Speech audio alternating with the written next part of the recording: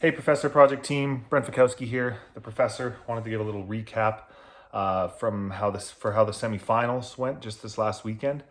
Um, Qualified for the CrossFit Games, and if you've kind of been following along the last few days, and I guess my journey in general, you'll know that the online competitions have never been my strong suit. Even the year I came second at the CrossFit Games, I finished 23rd worldwide in the Open, and I think that's my best ever Open finish. And then for example, the year that I came fourth at the CrossFit Games, I was a few points away from not even qualifying for regionals. So, there've been a lot of moments where the online competitions haven't shook out very well for me. And there's a few reasons for that. And some are outside of my control, but a lot of them are inside of my control. And when it was announced that I was competing at an online semi instead of, I wanted to go to one of the events in the States, I was pretty disappointed for a couple days and was I just didn't want to end my season at home and felt like that was a possibility. Having to compete online again, and I thought, oh man, it's going to be really tough to qualify. And I had a good talk with my wife, and she helped me find the words. I wouldn't have it any other way. What an opportunity! What a potential opportunity for some glory if I was able to come out of that competition, and then it would mean that I could train for the games here at home in Kelowna, which is how I've done it the last few years, which has always went really well. Otherwise, if I was in the States, I would finish competition there, and then I would have to stay there because the quarantine rules coming back. I would have stayed in the States and trained there for a couple weeks or months leading up to the games, which would have been fine as well, but different experience, something I wasn't as familiar with, another unknown. So we're like, hey, if it works, it'll work out really well. And what a great opportunity. And so for the last couple weeks, that's been what I've been focusing on, just thinking about what a great opportunity it could be and just focusing on what I could control. And that was all the variables at the gym here, everything from, planning my sleep schedule once they released the windows of time. So I figured, okay, I'm going to compete at these times. So I'm going to start sleeping at this time. So a couple weeks out, I started, changing when I slept and changing when I trained. So it'd be the same period of time when I would be competing. Just cleaning the gym, making sure my barbells were clean, making sure, I had a fresh set of grips that I liked, making sure I was stocked up on tape. We got a little ice bath that we could use in between events, and just every little detail we could think of, with the nutrition and all that stuff. We tried to dial all that in, and all those little things, I think, were part of the reason that this weekend paid off. And it's kind of funny. So there were a lot of things this weekend that went wrong. And part of me wants to share those because it's a cool story. But the reason I'm not sharing those is that I don't think it's quite fair for me to list off all these things that I did wrong. Like, let's say I wasn't sick, but let's say I was sick. I had a bad flu and I still came through. And I won, and I had this epic comeback. And if you're just a fan of me, that's an exciting, dramatic story and something to rally behind. And oh wow, like look at that. But I've been on the other side of these point shakeouts often, quite a few times, and I know it would be really frustrating for me if I just missed out on, let's say, a games qualifying spot, and the guy ahead of me said, oh, I was sick and I wasn't really trying, and I messed this up, and I went so slow in that workout, and I got a bunch of no reps in that workout, and all these all these things went wrong. And I'd be kind of, a couple points back thinking, hey man, like that's appreciate it. Like that kind of makes me feel like crap. Because, you're basically saying not only did I beat you, but I was, operating at like 70%. So there's a lot of little details that went wrong this weekend that I don't want to get into because everyone's going through something, right? I mean, there were 30 men competing this weekend. And everyone's dealing with a little injury. Everyone's got stuff going on in personal life. No one had a perfect execution. People got no reps. People had judging mistakes. I mean, I know I did an open workout once and my power went out, so I was doing the workout in the dark. Everyone has these things, right? And if I could go back and say, oh, I made this one big mistake, I want to change it, and then I'd be here. Well, guess what? The guy that beat me could say that too. He's like, well, I made this big mistake. So, and then it never ends, and we'll probably still end up in the same spot we did, which for me this weekend was fifth, which is something I'm really grateful for and really grateful to compete at the next stage. And, but at the same time, really proud of and want to be respectful to those that, just missed out, because I know how hard that can be. That happened to me 2 years in a row specifically where I was in a qualifying spot, and on the last workout or two, drop down and miss that qualifying spot. I know how heartbreaking that is, and so I want to try to handle that with a bit of grace, and hopefully can pass that along to anyone watching, just to kind of always keep in mind that it's not just about you, and there's this kind of community and a sportsmanship aspect to this community of athletes and a brotherhood, or sisterhood if you're female, to the side of competition. And I try to never take that for granted, that I know how hard everyone else is working in this sport. And something I say is, like the work you put in and the dedication, it doesn't owe you anything, right? So, just because I'm eating my vegetables and going to bed early and training hard and stretching and, posting motivational stuff on Instagram, that doesn't owe me anything, right? It's not like, oh, well, I did all this, so I deserve to be a CrossFit Games athlete, or I deserve to win, or how dare the universe shake out in a way that I don't get what I want, because that's not how life works. A lot of people are doing all those things, and not only that, but sometimes someone that isn't doing everything right can still just be better. Just because you eat all your vegetables, someone who doesn't eat their vegetables might beat you. So, there's no guarantee there. But a little more onto the details of the weekend. That was kind of a couple things packed into one thing there. But the first workout with Friendly Fran, the one thing there, if you watch the video, I think I was in the top 6 little video, right, Claire? The recap? Yeah, so on the CrossFit Games website, they did a event 1 recap, and I was one of the 6 videos they highlighted. And so you can watch that. You can compare it to my Friendly Fran from a year ago at the online CrossFit Games, and unfortunately fairly similar scores. It's something I've been working on a lot, and you can tell that the thrusters were significantly better from a technical standpoint, from a speed standpoint, from a positioning standpoint. Fatigue wise, I wasn't as fatigued from the thrusters, and even the chest to bars, technically they felt better. I was moving better. Unfortunately, I still just kind of exploded on the last set of chest to bars, and my coaching staff and I, there's some reasons that happened. Some of those are more forward facing, that we just need to continue to get better, and then some of those are in the last couple of weeks, even months, some mistakes that were made, and even the last 48 hours type thing. Some mistakes that were made in the preparation for the event and execution, but that stuff's on me, and my team.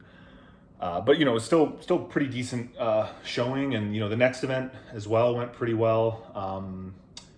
Impressively, the dumbbell workout, the scores in Europe were a lot weaker than the scores in Atlas Games. The Atlas Games scores were incredibly competitive, and I was pretty happy with my score there. Again, other than the kind of blowing up a little bit at the end on the dumbbell jerks, I thought that those would go a little better, so I lost some time there. But otherwise, it was a good run through. And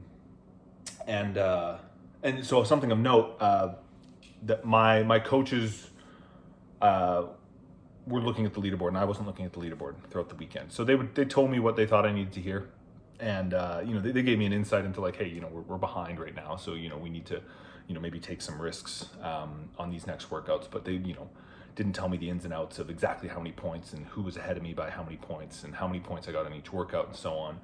And people have their opinion on that. Obviously in this particular situation, it worked because I qualified. Had I known, do I think I still would have performed well? I think so. I mean, it doesn't really affect me knowing that, oh, I'm behind or I'm ahead. I mean, I'm just going to give my best, but we just made the decision to keep the leaderboard a secret. And I typically do that at in-person competitions as well. I'm not watching the leaderboard. Even the last couple weekends, I haven't been looking at, videos of other athletes competing. I haven't been watching the leaderboard from, the Torian Pro. I've snuck a few glimpses at a few things. Like, for example, when Gretel was announced, I watched all the videos at the Mid-Atlantic CrossFit Challenge of Gretel to see if there were any technical things I wanted to do, if there was something certain athletes were doing that I thought I could use to my advantage. But I wasn't getting too wrapped up in what the other competitors were doing. There's usually not, other than technical things, there's usually nothing I need to know. There's this quote from this bodybuilder once. He said, I don't need to know my competition to know there's something. No, let me get this right. I never needed to know my competition to know that I had something that they didn't. And that's something I try to kind of think about, and I'm like, I just have to go hard. I have to do my best. I have to execute these workouts to my ability. If there's 40 ring muscle ups in a row, I can't get, caught up in what other people are doing. Oh wow, they did those 40 ring muscle ups in, 4 minutes or 3 minutes. Like, that's crazy. Like, I suck. I can only do them in 5 or whatever that is. I'm doing sets of 5. They're doing sets of 10. I have to focus on what I'm doing, and because I'm really competitive, and I want to be the best, and I want to keep pushing myself, and sometimes having too many external factors plays a negative role for me, and that's something that I've learned. Whereas for other people, it can be motivating, and you just have to learn that for yourself. But for this weekend, the coaches were watching. They were watching the leaderboard. They were telling me what they thinking I needed to know, helping me kind of mildly adjust strategies based on where I was during the weekend. So the first 2 workouts went pretty well. Like I already kind of described, the muscle up workout, there's some stuff there. We'll talk about that another time. It was what it was. And then, that kind of happened, and we were like, we knew that from there on out, it was, we did know this going into the weekend, that the last 3 workouts were my best workouts. This was from, a bit of testing that we did of some of the workouts, some partial testing. We didn't test all of them all the way through. But we kind of, could sort of guess where we were going to finish in these from a time perspective. And then when watching the European regionals, we realized, oh, wow, you could potentially set an event record in the snatches, potentially set an event record in the rope climb workout, and get a very, very competitive time in Gretel. So we knew that the last 3 workouts, it would almost probably, we knew it was going to slide that way. We knew the first workout was going to be my worst score. We figured 2 and 3 might be around the same, okay, but I thought they'd be higher than they were from a placing standpoint, but that just speaks to the competitors at Atlas, not as much on my performance. And then we thought the last 3 would be the best. And, but in hindsight, I didn't think I would be that low on the leaderboard after those first 3. So, my coaches told me, Brent, we're on the outside looking in here by more than we thought. So you need to put on your big boy pants, and we need to, we really need to hammer these home. And with the snatches, instead of, if we were ahead, let's say we were in first by 100 points, we would have played a little more conservative on the snatch. We're like, hey, let's just get to, let's get to 18 reps or something. But we planned it out, so we wanted to get 21 on the snatches. So we put a bunch of split times. If you watch my video on YouTube, you can kind of see a whiteboard there. And there were split times for each kind of 5 snatches where I wanted to finish them at, and I needed to stay to those, or else I wouldn't have enough time to get 21 snatches at 245 pounds. And, we just wanted to take it seriously. And then a little thing we did was we blared the Kevin Gates, which is a rapper that me and my coaches listened to, and I wore all black for the snatches, and it went really well. And they're like, all right, well, that's it. It's kind of, you see that in baseball. It was jinxes and lots of good luck charms and stuff. So like, all right, Brent, you're only allowed to wear black from now on, and we're only playing Kevin Gates. So we did that workout, and then that night we did Gretel, and they're like, Brent, you need to go sub 230. And if you go 231, we have to redo it tomorrow. We're doing the rope climb tomorrow morning, and then you'll have to do Gretel again after that. So you need to go sub 230, and which, we kind of timed that out based on some intervals we did and some split times. It's you have to basically start at a sprint and just keep sprinting. And that's what I was able to do. That was probably the proudest, part of the competition for me, was that, that I think a lot of people didn't think that was going to be a great event for me. And I knew it could be, but I knew I was going to have to push myself outside my comfort zone, not only from a technical standpoint with the clean and jerks. They were, a little sloppier than I typically do. I really pride myself in really good technique. And in order to do well in that event, really perfect clean and jerk technique isn't rewarded. You need to be a little sloppier, use your arms a little more in order to save your legs for the burpees. And, I came inside to the bathroom before the workout. I was going to the bathroom and thinking, Brent, you're not going to regret going too hard. You can't finish this weekend and look back on this night and think you let off the gas, right? You didn't believe enough. You started to go, oh, I don't know, I'm getting a little tired. I should slow down and then I'll sprint to the finish. I was like, you have to believe that you can just keep sprinting and that you won't fail a rep, that you're going to slow down just due to, the buildup of fatigue, but you won't like blow up. You won't slow down to a point where it's impacting negatively your time. And so, the plan was to do 4 sprint rounds and then 3 sprint rounds and then 3 sprint rounds to finish. Because I kind of, knowing those sorts of workouts, often you can go out pretty hard and then those middle rounds you kind of like hold back a bit. You're like, oh, this is kind of tough. And then you see the light at the end of the tunnel and you push. And so I was like, it's those middle 3 rounds, rounds 5, 6, 7, those are the rounds that you have to treat like it's the end of the world, and then still believe that there's still more gas in the tank. Just when you think you've emptied it, there's more. I had my coach there cheering me on and just yelling at me to don't be a wimp and all sorts of curse words. And, I gave him a list of cues. I'm like, if you see any of these things starting to happen, whether it's, if my feet are staying on the ground for too long in any moment of the burpee, whether it's in the push-up position, the jump over the land, like you have to tell me fast feet, hot potato. If you see me hesitate to grab the bar, you need to tell me grab the bar quicker so the next time I do it quicker. If you see me lower the bar too slow from overhead, just every single rep, you just need to tell me like if I'm doing anything off the plan, because I need to just be on it. And so that was a pretty great feeling when I finished that workout, and was told I knew when I finished it was a good time, and I didn't even want to see the clock until the end of the workout. And then when they said it was 2:25, that was a pretty great feeling, and that video's on YouTube of the celebration there.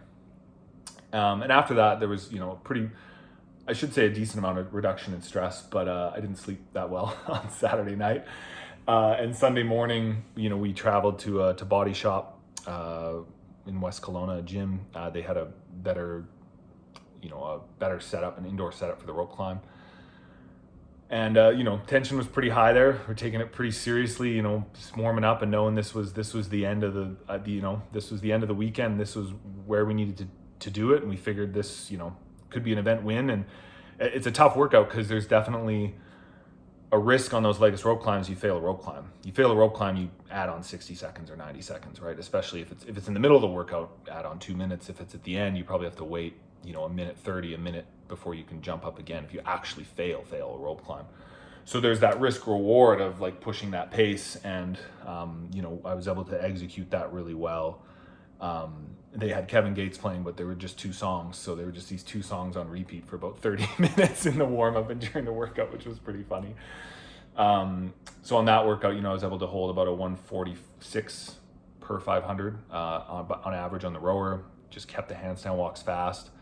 I had Claire counting for me. So my wife counted on a lot of workouts my rests. So every time I would set down the dumbbells or jump off the pull-up rig or drop a barbell or jump off the rings or jump off the rope, my wife would count 0, 1, 2, and she'd be, counting with the clock. And depending on the movement, I would know how many seconds I traditionally need to restart that movement. So, it might be 4 seconds for a barbell movement, or 7 seconds for a rope climb, or 9 seconds for a ring muscle up, or something like that. And so that was another thing that, I had my crew taking care of. My wife would do that. I'd have David, often my coach, would be shouting cues at me, or in the snatches, he would pass me some chalk. The judge obviously was just judging and counting aloud my reps. And so that's a little bit of an insight into some strategic stuff. And on another side of the strategic end, just to give you an insight into that, as soon as the workouts were announced, I sort of started a large Word document for each workout, page. Well, ended up being about 2 pages per workout, where I would include links to any training pieces I did, like YouTube links, notes on strategy, notes on like where I wanted to set it up in the gym, what equipment I wanted to use, like if there was a certain set of rings or like a different set of dumbbells or something with whatever, which barbells, which collars, depending on which provided more or less bounce. My strategies, obviously, the clothing I was planning to wear, how I was going to tape my hands. And so every time I practiced, we would do like little intervals of the workouts. Maybe it's just like 5 ring muscle ups, 2 laps of lunges, 50 double unders, rest 5 minutes, or rest a minute and do it 5 times, stuff like that. Every time I would do that, I would add that video and I would add to this list. I'm like, oh, I liked, certain type of tape or certain type of grip. I'm going to use this rope. All those sorts of little details, just kept adding it to the list so that when the competition rolled around, I sort of had these listed duties where I'm like, all right, Claire, like, you need to do, you need to count these, and David, you need to give me these cues. And then in the warm up, I need to remember, these cues for my muscle up. And I know these are my split times, because I watched the athletes in Europe and I might like time their split times from their videos. I would time my split times from some of my practice runs and my intervals. And then we get an idea, not to mention, I'd look back at other workouts. So, we did a workout recently where we did 30 muscle ups in the middle of a workout. And so I look back at that. I'm like, well, how did I break that up? How long did it take? How long did I rest? And so then we use that data to determine what my first set of 30 ring muscle ups might look like. And we did that for a bunch of things, for the dumbbell deadlifts, for the GHD sit-ups, a bunch of different movements, kind of because I've been filming all those and keep those privately, on a hard drive or on YouTube. I can kind of sort through them and find data points instead of just kind of guessing, it might take me 2 minutes to do that. It's like, no, I know it'll take me about 1:40 because, I did half that many reps in whatever, 35 seconds the other week in a different setting, but it all kind of, you kind of learn how that stuff moves. So yeah, I had this like large document with, split times and strategies, and then it would evolve. We would change the strategies, me and my coaches, over the past 2 weeks on, how we wanted to execute. Maybe I would, slightly change the clothing I wanted to wear. Obviously we switched to all black, so got a little more dull on the last day. But yeah, so that's hopefully that's a bit of an insight and something, I just feel really grateful because I was kind of saying to my wife and my coach that historically, I've done very well at some competitions, and the competitions that I've done well at or sort of experienced the goal I set out for. Usually the last day I'm sort of in that spot and I just can sort of continue to hold it. So, at regionals, I was in first on Saturday night and then I just held first to the end. Or, when I got second at the CrossFit Games in 2017, I was in, second or third for most of the weekend and just sort of held on to it. And there have been a couple times, like 4 that stick out specifically, where I was sort of in this like battle for a spot and just missed out by like 1 or 2 points. So, regionals, 2 years, I was, in a qualifying spot, and the last workout dropped out of qualifying spot.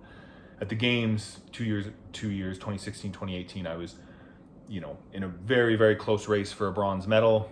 And, the last workout finished and I actually beat the other guy in the last workout and was hoping it would be enough. And it turns out, Pat was able to get the bronze in 2016 and Lucas Hogberg got the bronze in 2018 by, just 1 or 2 points. And so those kind of dramatic point shakeouts that often happen at the CrossFit events, traditionally have yet to, until this weekend, really haven't shook out in my favor, which is nice to experience, and feel very fortunate that it happened that way, and that my season gets to culminate in Madison. It's been Dubai 2019, December was the last time I competed in person, and that event went well, but it'll be really, really, really great to compete in person again. And yeah, it was quite the weekend, and it's been a very long year. I've been training very hard, been dedicating more and more of my time and energy to this, and my wife included, and my coaches, we've just kind of been relentless. And I think the tail of the tape this year, as things continue to progress, is just each week I've been trying to like treat it like it's a very important week. Just treat every session and every week like it really matters, and not just roll through the motions. Not that I ever really have, but this year more than ever, it's been next level. So hope you enjoyed this really long recap. All the best.